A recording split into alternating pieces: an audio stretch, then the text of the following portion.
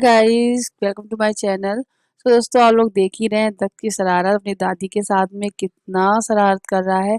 और मम्मी यहाँ पे ना गुजिया बनाने की तैयारी कर रही हैं।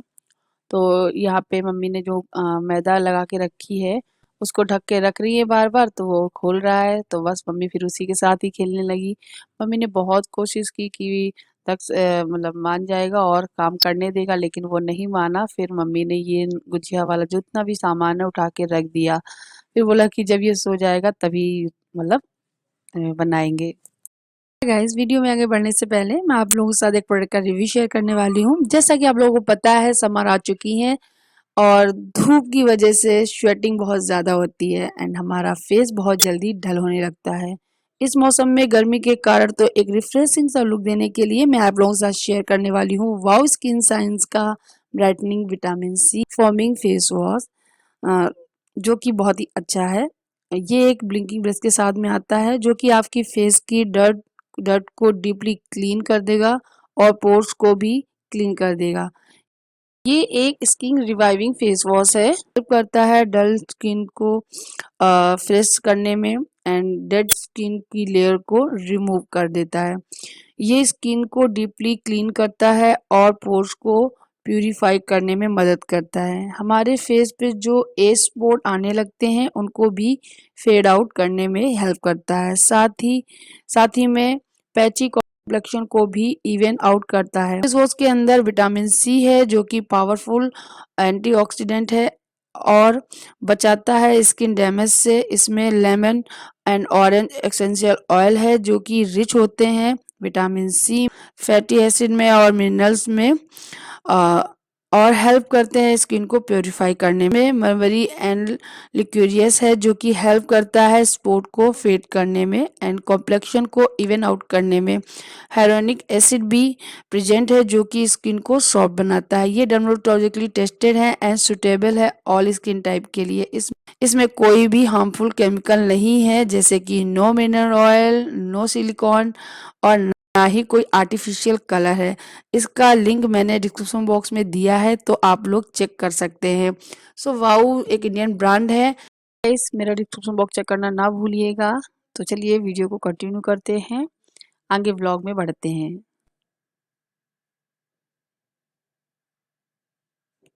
सो गाइज, मैं आ गई हूँ हॉल में। आप लोग देख ही सकते हैं कितने खिलौने फैले पड़े हुए हैं।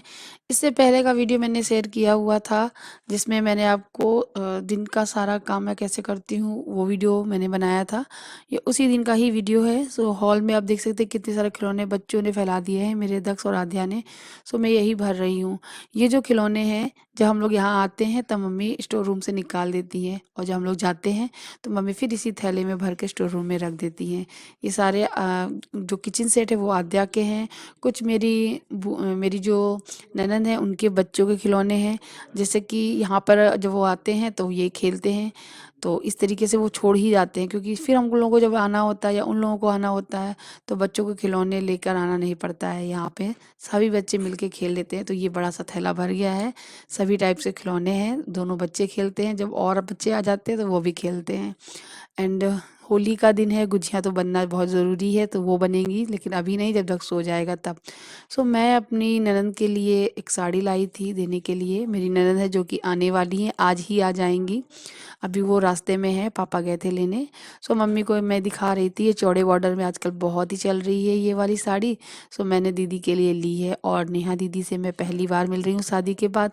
सो कुछ ना कुछ तो देना बनता ही था। एंड भाई दूज भी होगी हमारे यहाँ। अच्छा, होली की भाई दूज होती है, आप लोगों के यहाँ होती है या नहीं मुझे ज़रूर बताना। हमारे यहाँ तो होली की भाई दूज होती है। तो भाई दूज में भी भाई कुछ देगा तो उसके लिए कुछ और भी हम लोग लेकर आए हैं, वो अब मेरे आगे आने वाले वीडियोस में आप लोगों को देखने को मिलेगा। सो ये वाली जो साड़ी है बहुत अच्छी लगी, मम्मी को भी अच्छी लगी, लेकिन जब मैं नेहा दीदी को दिखाई थी तो उनको भी बहुत ज़्यादा पसंद आई थी। तो मुझे क्या है, मुझे जो मैं भी जो कुछ भी सामान लाऊं दीदी को पसंद आए तो उससे अच्छी क्या बात होती, जिसको गिफ्ट देना है उसको पसंद आ जाए। वही सबसे बड़ी बात होती है। तो यही मैं मम्मी को बता रही थी, आजकल यही कपड़ा चल रहा है बहुत शाइनिंग वाला, जो एक सिल्क आता है ना, मोटा वाला सिल्क, उसी टाइप का कपड़ा आजकल बहुत ट्रेंड में है। चौड़े बॉर्डर वाली साड़ियाँ बहुत ट्रेंड में है। सो वही मैं मम्मी को पूरी साड़ी ओपन करके दिखा रही थी। तो मम्मी को लगा कि ये साड़ी छोटी है, तो फिर मम्मी ने बोला कि मुझे ये छोटी लग रही है। तो हमने कहा चलो एक ना साड़ी से नापते हैं। फिर हम लोगों ने इसको साड़ी से नापा था, तो ये साड़ी जो नॉर्मली जो मम्मी का जो साड़ियाँ थी ना बड़ी सी, उस साड़ी से भी थोड़ी बड़ी ही निकली थी। वो हो जाता है कन्फ्यूजन, जब हम लोग कपड़ा अलग अलग टाइप का देखते हैं ना, तो ऐसा लगता है कि ये छोटी है, ये कपड़ा फूला फूला है, तो ऐसा हो जाता है। लेकिन नहीं, एकदम ठीक थी, बढ़िया थी। सो ये मैंने साड़ी दी है अपनी नेहा दीदी को, जो कि अभी आने वाली है, आगे वीडियो में आप उन्हें देखेंगे।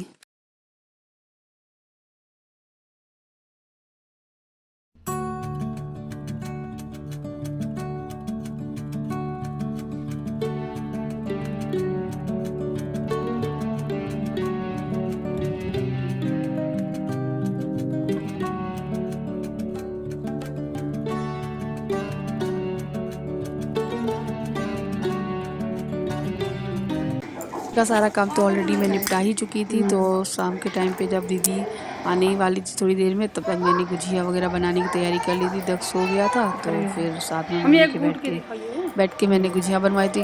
मैंने तो थोड़ी ही बनवाई थी, ज़्यादा तो मम्मी ने ही बना ली थी, क्योंकि मैं दक्ष को सुला रही थी। तो देखिए ये जो गुजिया है, ये तिल्ली की गुजिया है। तिल्ली को कूट के इसमें भरा जाता है, ये तिल्ली की गुजिया है। और जो ये तिल्ली वाली गुजिया है, जो मेरे हस्बैंड को बहुत ज़्यादा पसंद है, एंड जो खोआ की या मावा की गुजिया होती हैं, वो मुझे बहुत पसंद होती है। तो मम्मी ने दोनों टाइप की गुजिया बनाई थी। एक और गुजिया हमारे यहाँ बनती है बेसन की, वो भी बहुत अच्छी लगती है, लेकिन इस बार नहीं बनी थी। अच्छा, क्या होता है, पहचानना कैसे होता है, फूड कलर आते हैं, ऑरेंज, एक वाइट रख लो, एक ग्रीन रख लो, तो 3 टाइप की गुजिया हो गई। एक में तिल्ली की गुजिया हो गई, एक में मावा की गुजिया हो गई, और एक में बेसन की गुजिया हो गई। तो 3 टाइप की तिरंगा जैसी गुजिया बन के तैयार हो जाती है। लेकिन इस बार ना मम्मी ने कलर नहीं डाला, सिर्फ़ और सिर्फ़ वाइट गुजिया ही रखी हैं, लेकिन बस अलग-अलग रख दी हैं कि ये तिल्ली की हैं, ये मावा की हैं। ये देखिए मम्मी ने कितने अच्छे से सजा के गुजिया तैयार कर दी, उनको उठा के रख देंगी। सो मैंने सोचा चलो मैं भी बना रही हूँ, थोड़ा-सा कैमरा इधर लगा लेते हैं। और पता है बहुत आलस लग रहा था, फिर ट्राइपॉड उठाने ही भूल गई, मैंने साइड में टिका दिया मोबाइल। सो ऐसे ही बना लिया है। यहाँ पे मम्मी के साथ में मैं बना रही हूँ, और आध्या भी जग रही है, तो आध्या भी साथ में गुजिया बना रही है। और आध्या ने भी गुजिया बनाई थी बहुत अच्छे से, और मतलब 3 गुजिया उसने बनाई थी। जब उसका मन भर गया तब वो रख के चली गई थी।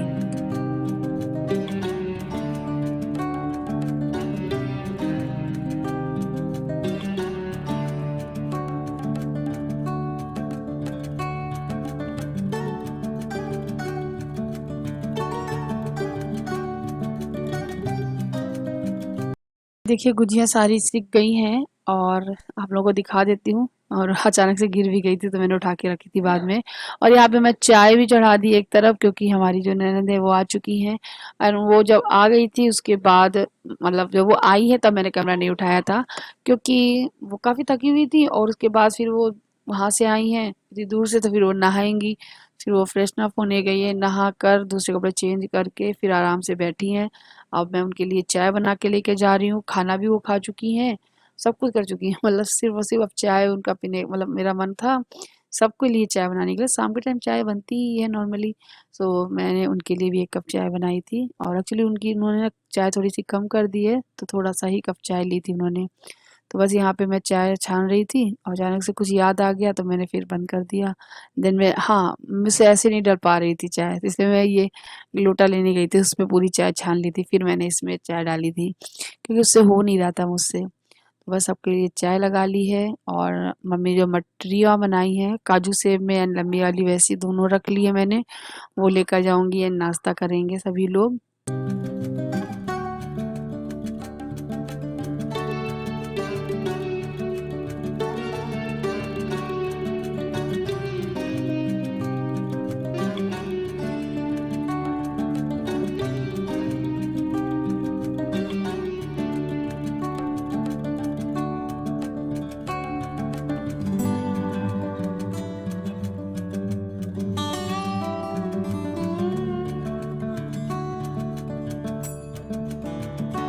नाश्ता करने के बाद मेरी ननद देख लीजिए, मिल लीजिए, शादी के बाद ऐसी ही दिखती हैं वो।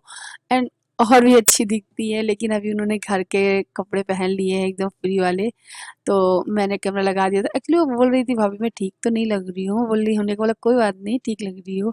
तो उन्होंने आते ही थोड़ी देर बाद जब वो फ्रेश हो गई थी, नाश्ता पानी कर चुकी थी, खाना भी खा चुकी थी, उसके बाद उन्होंने अपना पिटारा खोल के बैठ गई। हमारा यही होता है, हमारी जितनी भी दीदी आती है, अभी मैं जब अपने मायके जाती हूँ तो शाम के टाइम पे अपना जो बैग है वो ओपन करेंगे, फिर ये ले आए हैं, ये इनके लिए लाए हैं, ये उनके लिए लाए हैं, ये सारी चीज़ें दिखाएँगे। और दक्ष को मैं पकड़ के बैठी हूँ कि वो कैमरे के पास भाग रहा है बार-बार पकड़ने के लिए।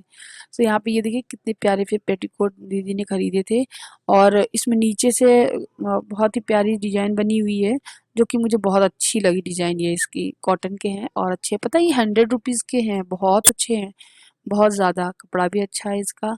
एंड मम्मी को साइड में देखो खड़ी हुई है, मेरे हस्बैंड जी बैठे हुए हैं, मैं हूँ आध्या देखो कुछ खा रही, गुजिया आई थिंक खा रही है। आई डोंट नो, मैं भूल गई हूँ, पता नहीं क्या खा रही है। तो यहाँ पे वो सारे सामान दिखा रही है, कुछ चीज़ें वो अपनी सासू माँ के लिए लाई हैं, कुछ चीज़ें अपनी ननद के लिए लाई हैं, और एक जोड़ी कपड़े दक्ष के लिए भी लाई हैं, और ऐसे ही थोड़ी बहुत चीज़ें लाई हैं, और कुछ अपने लिए भी खरीदी है, कुछ उनको गिफ्ट में मिली है जहाँ वो रहती हैं। एक्चुअली मैं आपको बता देती हूँ, मेरी ननद की शादी हुई है अजमेर में, ठीक है? और ससुराल अजमेर में है, लेकिन मेरे ननद के जो हस्बैंड हैं वो नौकरी करते हैं रुद्रपुर में। और रुद्रपुर में जहाँ वो रेंट पे रहती हैं, तो वहाँ पे जो भी और भाभियाँ लोग रहती हैं, उनके साथ में इनकी दोस्ती हुई है बहुत अच्छी सी। तो उन्होंने इनको साड़ियाँ दी हैं गिफ्ट में, कहीं कुछ सामान दिया, तो वही सारे सामान हम लोगों को दिखा रही हैं। तो ये जो साड़ी है बहुत अच्छी लगी है। ये कुछ ऐसी साड़ियाँ होती हैं जयपुरी प्रिंट में, जो कि कभी भी आउट ऑफ फैशन नहीं होती हैं, तो इसलिए हम लोग ये सब बातें कर रहे थे कि ये जो साड़ी है कभी भी आउट ऑफ फैशन नहीं होती है। बहुत ही खूबसूरत साड़ी लगती थी, एंड जयपुरी स्टाइल की साड़ियाँ ना बहुत अच्छी भी लगती है। ये जो साड़ी है ग्रीन कलर की जो वो हाथ में लिए हुए हैं, ये वो अपनी सासू माँ के लिए लाई हैं, और उनकी पसंद से ही लाई हैं। उन्होंने अपनी सासू माँ के लिए सुहाग का सामान और भी सारा चीज़ें रखी है लेकर, तो वो दे जब वो अभी जाएँगी तब वो देंगी जाके, क्योंकि उनके यहाँ जो गणगौर होती है वो पूजा बहुत बड़ी होती है। गणगौर की पूजा मेरे यहाँ भी होती है, मैं भी करती हूँ सज-धज के अच्छे से, लेकिन जितने अच्छे से राजस्थान में होती है गणगौर, वहाँ का कल्चर बहुत अच्छा लगता है। तो वो बहुत बड़ी पूजा, बड़ी स्तर पे पूजा करते हैं, बहुत अच्छी होती है अच्छे से।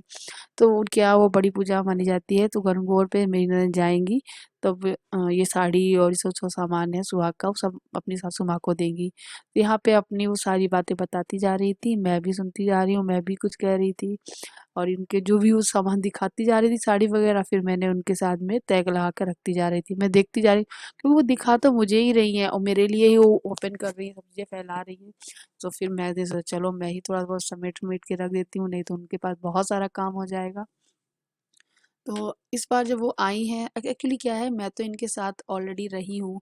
जब मैं जालौन में ही रहती थी तब भी, और अभी जब मैं सीतापुर में रहती थी तब भी जाती थी। दीदी सारा घर का जो भी झाड़ू पोछा, घर की साफ सफाई एंड ऊपरी और भी काम वगैरह वही करती थी। मैं यहाँ तक कि मार्केट जब जाएंगी तो भी कुछ सामान मंगाना होगा तो लिस्ट में मेरा भी नाम एक लिखा होगा कि भाभी के लिए क्या लाना है, तो वो भी लेके आती थी। लेकिन अभी जब वो आई हैं तो मुझे ऐसा कुछ नया नया सा नहीं लग रहा था। मैं ये बोल रही थी मैं तो आपको ऐसे ही देखती हूँ, आप मेरे साथ ही रही हो, इस वज़ह से कुछ ऐसा नहीं लग रहा है कि आप मेहमान बन के आई हो। लेकिन अब उनकी शादी हो गई है तो फिर ज़ाहिर-सी बात है, तो मेहमान नवाज़ी तो करवाएँगी ही, तो वही है। एंड मुझे भी बहुत अच्छा लगता है आप उनकी मेहमान नवाज़ी करने में, एंड वो नेचर से भी बहुत अच्छी हैं। सो बस मैं उनकी सारे जो कपड़े दिखाती जा रही हूँ, देखती जा रही हूँ, तय लगा कर रखती जा रही हूँ, और आप लोगों को भी दिखा रही हूँ। और भी बहुत सारा सामान लाई थी, कभी फुर्सत में और बहुत सारी चीज़ें दिखाऊँगी मैं, जितना हो सकेगा मुझसे उतना।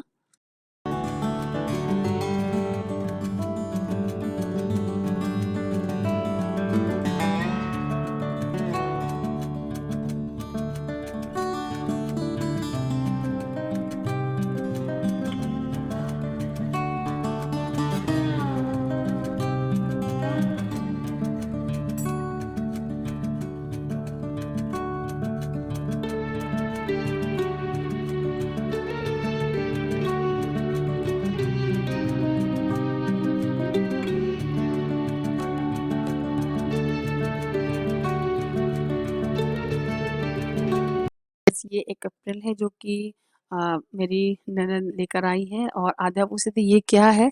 तो उसको बाँध के दिखा रही थी, लो आद्या की तो पूरा गाउन ही बन गया है, तो वही हम लोग देख रहे थे। एंड ये मम्मी के लिए लेकर आई हैं, अपनी सासू माँ के लिए लेकर आई हैं, एक्चुअली वहाँ पर रखा हुआ था ना एक्स्ट्रा, जहाँ ये रुद्रपुर में रहती थी। हाँ, वो रुद्रपुर में ही रह रही थी अभी, पहले अपने ससुराल गई थी, ससुराल जाने के बाद फिर ससुराल से यहाँ आ गई थी मायके में, चौथी चल के जब आ जाती तब। और उसके बाद फिर यहाँ से उनके हस्बैंड अपने साथ जहाँ वो नौकरी करते वहाँ रुद्रपुर ले गए थे। एंड वहाँ पे रहने के बाद अभी ये यहाँ वापस फिर मम्मी पापा लेकर आए हैं अपने मायके, ये आ गई हैं। अब यहाँ से वो ससुराल जाएंगी, जो गणगौर की पूजा है वो करेंगी। उसके बाद आई थिंक, मुझे ज़्यादा कुछ नहीं पता है, आई थिंक फिर वहाँ पे जब इनके हस्बैंड आएंगे पूजा में शामिल होंगे, तो फिर वापस जब जाएंगे तो फिर ये रुद्रपुर चली जाएंगी। तो जैसे कि मैं यहाँ रहती हूँ सीतापुर में अपने, ठीक वैसे ही ये रुद्रपुर में रहेंगी जहाँ उनके हस्बैंड के काम करते हैं। सो कुछ ऐसा सीन है। एंड जब मैं कभी अजमेर या जयपुर कहीं जाऊंगी इनके यहाँ पर, सो मेरे जो व्यूवर्स हैं वहाँ पे जो मुझे देखते हैं, सो मैं कोशिश करूंगी कि मैं उनसे मिलूं। सो मुझे भी इंतजार है आप लोगों से मिलने का।